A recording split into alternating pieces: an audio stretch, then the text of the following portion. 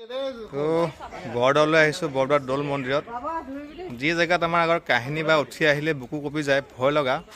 তো এনেকুৱা পাখণ্ড মানুহ আছে, ওপৰৰ হেৰিয়াৰ পৰা চুৰ কৰি লৈ গৈছে সোণৰ হেৰি, ওপৰকৈ হেৰিত আমাৰ দেখিলেই ভয় লাগে। এনেকুৱা পাখণ্ড মানুহ আছে আজিকালি। তো সেয়াই কাহিনী, আজিকালি ভয় নকৰে ভগৱানলৈকো, মন্দিৰলৈকো ভয় নকৰে। তো ফল ভাল নাপায়, তেওঁলোকে চুৰ কৰি লৈ গৈছে সোণৰ ওপৰৰ পলিচি ভাগ। আজি অলপ দিনৰ আগত যি জেগাত আমাৰ বুকু কঁপি যায়, এই পবিত্ৰ জেগা ভগৱানৰ, ইয়াতে বোলে পুখুৰী এটা আছিল য'ত দৌল মন্দিৰ আছে। পুখুৰীটোত যিখিনি পানী আছিল, পানীত বোলে মৰা মৃত পানীত দিলে জীৱন্ত হৈ যায়। সেয়া জেগাত তাৰ পৰিত্ৰাণ পাবৰ কাৰণে থকাহেঁতেন হয়তো পৃথিৱীত মৃতকৰ সংখ্যা কমি গ'ল, সকলোৱে ডেড বডি লৈ ইয়ালৈকে আহিলহেঁতেন।